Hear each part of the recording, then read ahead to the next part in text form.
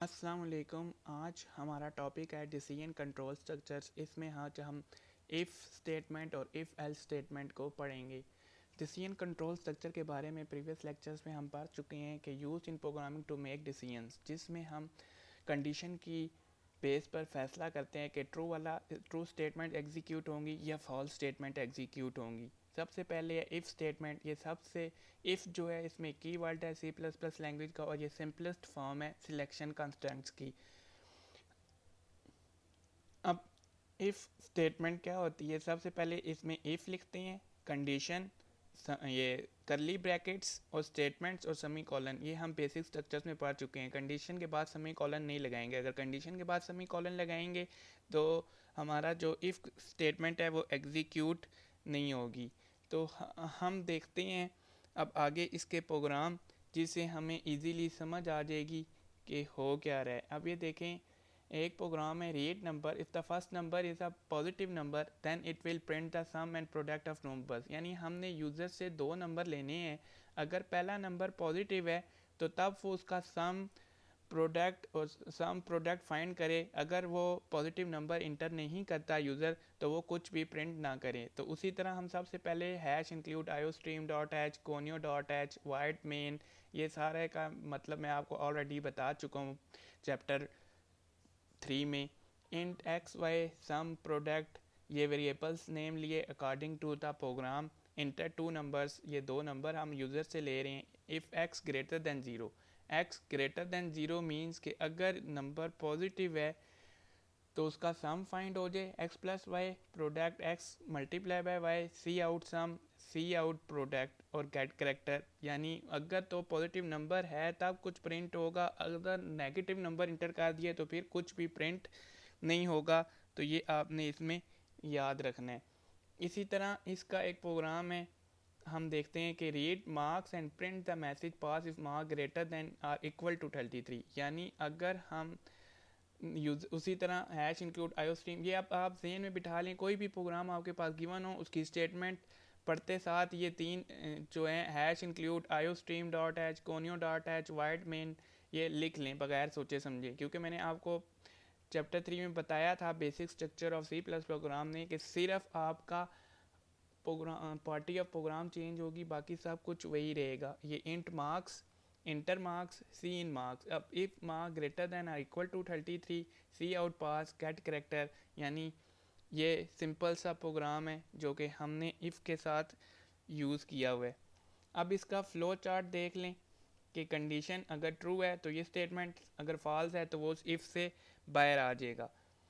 इसी तरह आगे प्रोग्राम में input two number and find second number is greater than. अब देखें हमने दो नंबर लिए हुए हैं, int a b, int a number c, in enter a number c. If a cross a equal to b, it means कि जो सेकंड नंबर है वो स्केयर है फर्स्ट नंबर का जो यूज़र ने इंटर किया था। इसी तरह हम इनपुट थ्री नंबर्स ले रहे हैं और डिस्प्ले मैक्सिमम नंबर।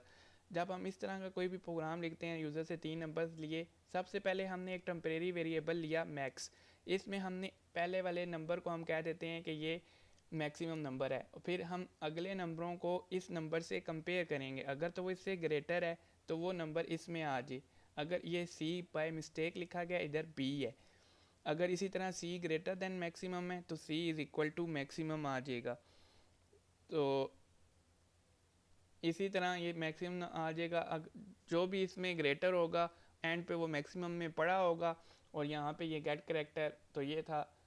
अब इसकी लिमिटेशन क्या है इफ़ स्टेटमेंट की? इफ़ स्टेटमेंट की लिमिटेशन ये है कि ये सिंपलेस्ट सिलेक्शन स्ट्रक्चर है but it's very limited in use. क्योंकि अगर कंडीशन फॉल्स हो जाए तो कुछ भी नहीं होता। कि अगर स्टूडेंट के मार्क्स 33 से कम है तो ये उस सिचुएशन को हैंडल नहीं करेगा। इसलिए फिर हम यूज़ करते हैं if else statement. If else statement क्या होती है? ये भी अनदर टाइप है इफ़ स्टेटमेंट की। इसमें execute on block of statement when the condition is true and the other when it is false. If else statement यानी इसमें दोनों ब्लॉक कभी भी एग्जीक्यूट नहीं होंगे और दोनों ब्लॉक स्किप्ड भी नहीं होंगे। दोनों में से एक ब्लॉक लाजमी एग्जीक्यूट होगा। इसका सिंटेक्स है इफ़ कंडीशन। मैंने बताया था कंडीशन के बाद कभी भी सेमी कॉलन नहीं लगाना। स्टेटमेंट के बाद सेमी कॉलन आएगा, एल्स और स्टेटमेंट। अब अगर आपके पास मल्टीपल स्टेटमेंट्स हैं तो आप यहाँ पे कर्ली ब्रैकेट्स यूज़ कर सकते हैं स्टेटमेंट के ऊपर नीचे। इसी तरह एल्स में भी ऊपर और नीचे आप स्टेटमेंट के साथ कर्ली ब्रैकेट यूज़ कर सकते हैं। अगर सिंगल सिंगल स्टेटमेंट है फिर बेशक यूज़ ना करें। तो ये है इसका सिंटेक्स। अब इफ़ कंडीशन के अंदर मल्टीपल स्टेटमेंट्स भी हो सकती हैं, जिस तरह मैंने आपको बताया अगर मल्टीपल स्टेटमेंट्स होंगी तो आपने ये कर्ली ब्रैकेट लाजमी लगानी है। या तो अगर कंडीशन ट्रू होगी ये वाला हिस्सा चलेगा, अगर कंडीशन फॉल्स होगी तो एल्स वाला हिस्सा एग्जीक्यूट होगा। ये अब इसका फ्लो चार्ट है। ट्रू पे ये स्टेटमेंट्स चलती हैं, फॉल्स पे ये वाली स्टेटमेंट्स चलती हैं, यानी दोनों स्टेटमेंट्स कभी भी एग्जीक्यूट नहीं होंगी, दोनों में से हमेशा एक ब्लॉक एग्जीक्यूट होगा। अब इसी तरह इसके प्रोग्राम देखते हैं कि अब that inputs a number and find whether it is even or odd using if else structure। अब हमने if else से बताना है कि जो नंबर यूज़र ने इंटर किया है वो इवन है या ऑड है। अब उसके ऊपर प्रीप्रोसेसर डायरेक्टिव आपने लिख ली है, हैश इंक्लूड iostream.h conio.h, वो हर प्रोग्राम में लाजमी आएंगी। int n ये आई स्मॉल है। क्लियर स्क्रीन इंटर नंबर, ये अब इंटर नंबर लिया। अब आपको पता है कि इवन नंबर वो होते हैं अगर उस नंबर से 2 को डिवाइड किया जाए और आंसर रिमाइंडर 0 आ जाए तो हम कहते हैं कि वो इवन नंबर है। तो एल्स वो इवन नंबर नहीं है। ये इफ़ के बाद ये जो सेमी कॉलन लगा हुआ है ये बाय टाइपिंग मिस्टेक है, यहाँ पे सेमी कॉलन नहीं आएगा। अगर n not equal to 0 answer 0 आ जाए तो इट मीन्स कि वो पॉजिटिव नंबर है। Else C out an is odd number, और यही एक कंडीशन यहाँ पे भी हमने लिखनी थी। एल्स इफ़ के बाद इधर हम लिखेंगे C out an is even number, अगर 0 से वो तकसीम होकर रिमाइंडर हमारा 0 आता है। तो ये बात आपने याद रखनी है। ये थोड़ी सी टाइपिंग मिस्टेक हुई है, यहाँ सेमी कॉलन नहीं आएगा। इसी तरह हम एक और प्रोग्राम देखते हैं जिसमें यूज़र से ईयर लेंगे और फाइंड करेंगे कि ये लीप ईयर है कि नहीं है यूजिंग इफ़ एल्स स्टेटमेंट। तो लीप ईयर कोई भी वो होता है जिसको अगर हम 4 से डिवाइड करें और आंसर रिमाइंडर 0 आ जाए वो लीप ईयर होता है, अदरवाइज़ वो लीप ईयर नहीं होता। या void main int y clear screen, उसी तरह हमने एक वेरिएबल लिया, ये एक ईयर ले रहे हैं यूज़र से, 4 से डिवाइड कर रहे हैं उस ईयर को, अगर आंसर इक्वल टू 0 आ जाए, ये 2 इक्वल के निशान है इसको हम इक्वल पढ़ते हैं। तो y is a leap year, ये लीप ईयर है। ये कुछ टाइपिंग मिस्टेक्स हुई हुई हैं तो ये आप देख लीजिएगा।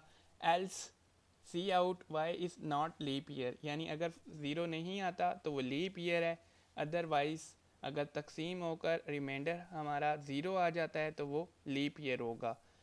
उम्मीद है आपको ये टॉपिक समझ आया होगा। इसी के साथ खुदा हाफिज़। नेक्स्ट लेक्चर में हम फिर मिलेंगे।